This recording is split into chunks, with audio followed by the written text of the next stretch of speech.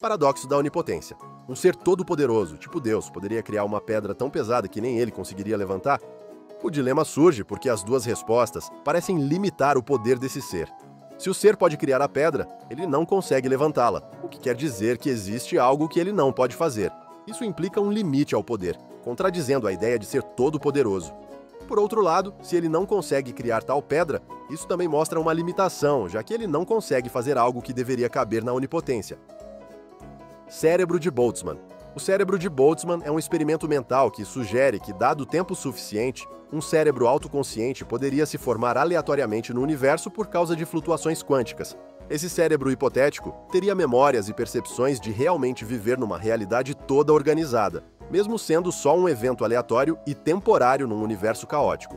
Essa teoria pergunta se é mais provável o universo existir com toda a sua complexidade, ou um único cérebro com memórias falsas aparecer do nada. Se a segunda opção for mais provável, isso implica que tudo o que você experiencia pode ser só uma breve alucinação de um cérebro de Boltzmann. Solipsismo. Solipsismo é a ideia de que só a sua própria mente pode ser conhecida com certeza como algo existente. De acordo com essa teoria, o mundo externo, outras pessoas, objetos e eventos, não pode ser provado de forma definitiva como existindo além da sua própria percepção. Isso porque todas as experiências são subjetivas, ou seja, percebidas dentro da mente do sujeito. Então, embora você interaja com o mundo, o solipsismo questiona se o mundo externo realmente existe, ou se é tudo criado pela sua mente, e você não tem como provar o contrário. E só para lembrar, se está gostando do vídeo, ajude dando aquele like e se inscrevendo. O paradoxo da teletransportação. O paradoxo da teletransportação é um experimento mental que explora as implicações do teletransporte e da identidade. Imagine um aparelho de teletransporte que escaneia o corpo e a mente de uma pessoa, mapeando cada átomo e cada conexão neural. O dispositivo então transmite essa informação para outro lugar, onde um novo corpo idêntico é construído, replicando perfeitamente a pessoa original, incluindo suas memórias e personalidade. O paradoxo aparece quando a gente pensa no que rola nesse processo. Será que a pessoa que foi gerada no destino é a mesma que entrou na máquina com a mesma consciência? Se a pessoa original é desassemblada no ponto de partida, ela foi na prática morta? Se sim, então a nova pessoa criada no destino, embora idêntica em tudo, é tecnicamente um indivíduo diferente. O Teorema do Macaco Infinito. O Teorema do Macaco Infinito é um experimento mental que sugere que, dado um tempo infinito, um macaco apertando teclas aleatoriamente numa máquina de escrever ou teclado acabaria digitando qualquer texto específico, tipo as obras completas de William Shakespeare. Isso ajuda a entender o quão longo o infinito realmente é. A teoria do ovo. A teoria do ovo é um experimento mental que sugere que toda pessoa que já viveu ou que ainda vai viver, na real é o mesmo ser experienciando a vida em formas diferentes e em momentos diferentes. A teoria propõe que, quando alguém morre, renasce como outra pessoa, sem nenhuma memória das vidas anteriores. Esse processo continua até que esse ser tenha vivido todas as vidas humanas que existem. Segundo a teoria, o universo existe como um ovo, um lugar para esse único ser crescer e amadurecer. Quando todas as vidas tiverem sido vividas, o indivíduo atinge um estado de consciência mais alto e se torna como um deus, completando sua evolução espiritual. Antinatalismo. Antinatalismo é uma posição filosófica que argumenta contra ter filhos, dizendo que é moralmente errado trazer novos indivíduos à existência porque a vida por si só envolve sofrimento, dor e perrengue. Então é melhor não criar novas vidas que inevitavelmente vão encarar essas paradas. Um argumento central do antinatalismo é que vir a existir expõe as pessoas a mais sofrimento do que alegria, não valendo a pena. Além disso, alguns antinatalistas apontam impactos ambientais e éticos da superpopulação, dizendo que isso piora o sofrimento não só para indivíduos, mas para a sociedade inteira e também para o planeta. Você não é livre. Essa teoria sobre a ausência de livre-arbítrio na vida humana sugere que as pessoas têm a capacidade de fazer escolhas e agir com base nos próprios desejos. Porém, elas não têm como controlar a vontade por trás de nenhuma dessas ações, o que as torna meio escravas dos próprios desejos. Para provar a teoria, rola o seguinte experimento mental. Se você está escolhendo entre dois sabores de sorvete, tipo chocolate ou baunilha, e decide de verdade que quer chocolate, não há absolutamente nada que você possa fazer para mudar esse desejo, a não ser que entre em cena algum fator externo que você também não controla, tipo descobrir que o sorvete de baunilha é mais barato, ou que ele não é tão prejudicial à saúde. Isso mostra que a única forma de você fazer qualquer coisa é querendo fazer, o que já vimos que você não controla, ou sendo forçado a fazer, o que obviamente você também não controla, provando assim que o livre-arbítrio não existe. Egoísmo ético. Egoísmo ético é a teoria filosófica de que as pessoas devem sempre agir no próprio interesse e não ligar para as consequências das ações sobre os outros. Essa teoria afirma que ações só são moralmente certas se beneficiarem quem as pratica, enfatizando que valores como simpatia e altruísmo foram ideias construídas por indivíduos fracos que não conseguiam se impor na sociedade, então teriam inventado todo um sistema moral para justificar a própria incompetência. O egoísmo ético argumenta que, como qualquer outro animal, a gente tem um desejo profundo de garantir a própria sobrevivência e não deve negar isso nem agir contra, porque seria antinatural e ruim. Além disso, egoístas éticos dizem que, ao perseguirem seus próprios objetivos, as pessoas também podem contribuir positivamente para a sociedade, já que suas ações podem gerar resultados melhores para outras pessoas também. O basilisco de Rocco. O basilisco de Rocco é um experimento mental que sugere que uma futura superinteligência artificial poderia se sentir motivada a punir ou torturar pessoas que sabiam da possibilidade da sua existência, mas não ajudaram ativamente a torná-la real. O objetivo dessa punição seria incentivar todo mundo a apoiar seu desenvolvimento. Basicamente, a IA poderia criar simulações virtuais onde quem não ajudou na sua criação seria torturado. Imortalidade quântica. Imortalidade quântica é um experimento mental que vem da interpretação de muitos mundos da mecânica quântica. Essa teoria sugere que um ser consciente não consegue experienciar a própria morte porque existem realidades alternativas nas quais ele continua vivo. A ideia central propõe que toda decisão ou evento cria vários ramos de realidade.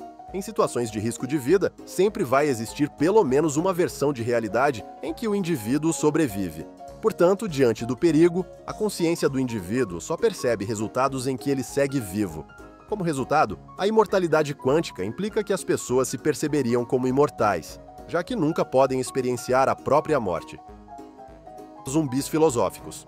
Zumbis filosóficos são seres hipotéticos que parecem e agem como humanos, mas não têm experiência consciente. Eles se comportam exatamente como humanos, só que não têm vida interior, sem sentimentos ou pensamentos subjetivos. Esse experimento mental desafia o materialismo, que diz que a consciência pode ser explicada totalmente por processos físicos no cérebro. Se dá para imaginar um ser fisicamente idêntico a um humano, mas sem consciência, então talvez a consciência não seja totalmente explicável por estados físicos. Os paradoxos de Zenão. Os paradoxos de Zenão são um conjunto de experimentos mentais do filósofo grego Zenão, usados para argumentar que o movimento é impossível, ou pelo menos não é bem o que parece. O paradoxo mais famoso é o de Aquiles e a tartaruga, que evidencia os problemas que surgem quando a gente tenta dividir as coisas em partes infinitamente pequenas. Nesse exemplo, Aquiles, que corre pra caramba, disputa com uma tartaruga, que é bem mais lenta. Para ser justo, a tartaruga larga na frente. Zenão argumentou que Aquiles nunca chega de fato na tartaruga porque, toda vez que ele alcança o ponto onde ela estava, ela já andou mais um pouquinho. Imagina caminhar rumo a um destino. Para chegar lá, você primeiro teria que andar até a metade do caminho. Para chegar à metade, primeiro teria que andar um quarto do caminho. E assim por diante, criando um número infinito de passos e, teoricamente, te impedindo de alcançar o destino. O problema da indução. O problema da indução, apresentado por David Hume, questiona como justificamos a crença de que o futuro vai parecer com o passado. Por exemplo, a gente espera que o Sol nasça amanhã porque ele nasceu todos os dias antes. Só que Hume apontou que não existe garantia lógica de que isso vá acontecer sempre. Só porque algo aconteceu muitas vezes não quer dizer que vai continuar acontecendo. Qualquer justificativa para essa suposição se apoia em experiências passadas, o que é um raciocínio circular. Se a gente diz que confia na indução porque ela funcionou no passado, estamos usando indução para justificar a indução. Isso significa que nossa aposta em padrões do mundo se baseia mais em hábito do que em fundamentos lógicos sólidos. A máquina de experiências. A máquina de experiências é um experimento mental proposto pelo filósofo Robert Nozick para questionar a ideia de que prazer e felicidade são as únicas coisas que importam na vida. Nesse cenário, imagine uma máquina que pode te dar qualquer experiência que você quiser. Você poderia sentir alegria imensa, amor, sucesso ou qualquer sensação prazerosa, tudo sem perceber que essas experiências são simuladas.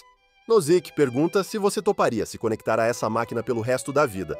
Muita gente rejeita a ideia de viver na máquina de experiências, preferindo a vida real, com suas lutas e dificuldades, a uma existência artificial cheia de prazer. Essa rejeição sugere que existem valores além do prazer puro e simples, como autenticidade, relacionamentos e a busca por conquistas de verdade. Antirrealismo moral.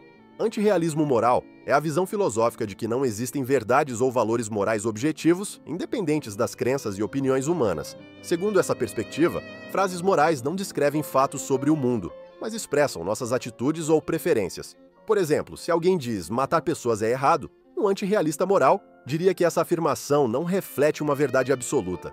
Em vez disso, ela expressa um consenso social ou uma crença pessoal. A ideia é que ações como matar não são inerentemente boas ou más. A gente rotula desse jeito com base em normas culturais, acordos sociais ou sentimentos individuais. O paradoxo da tolerância. O paradoxo da tolerância, criado pelo filósofo Karl Popper, examina os limites de uma sociedade tolerante. Popper argumenta que uma sociedade realmente tolerante não deve tolerar a intolerância quando ela parte para ações físicas, tipo uma ação violenta. Isso porque, se uma sociedade estende a tolerância a quem é intolerante, permitiria que grupos intolerantes ganhem poder e suprimam as próprias liberdades que sustentam um ambiente tolerante. Isso cria um dilema. Se a sociedade tolera todas as ações, inclusive as de intolerância ou violência, pode acabar destruindo a própria tolerância. O argumento do conhecimento. O argumento do conhecimento, muitas vezes ilustrado pelo experimento mental conhecido como o Quarto de Mary, foi proposto pelo filósofo Frank Jackson. Ele criou um cenário em que uma garota chamada Mary é uma neurocientista brilhante que sabe tudo sobre os aspectos físicos da cor, mas vive num quarto preto e branco e nunca viu cor de verdade. Um dia, Mary sai do quarto e vê uma maçã vermelha pela primeira vez. O argumento do conhecimento faz a pergunta: a Mary aprende algo novo sobre a cor quando vê a maçã? Jackson diz que sim, porque embora Mary tivesse todo o conhecimento científico sobre como a percepção de cor funciona, a experiência de ver cor pela primeira vez dá a ela uma informação nova que ela não poderia ter enquanto estava confinada ao quarto preto e branco. Esse experimento mental sugere que existem aspectos não físicos do conhecimento, especificamente as experiências subjetivas da percepção. Essas teorias já mostram como a filosofia pode nos levar a lugares inesperados. Mas os paradoxos são ainda mais doidos. Eles viram a lógica de cabeça para baixo e fazem até os raciocínios mais sólidos parecerem absurdos. Acha que consegue achar a resposta certa para eles? Então clique nesse vídeo e aprenda os principais paradoxos.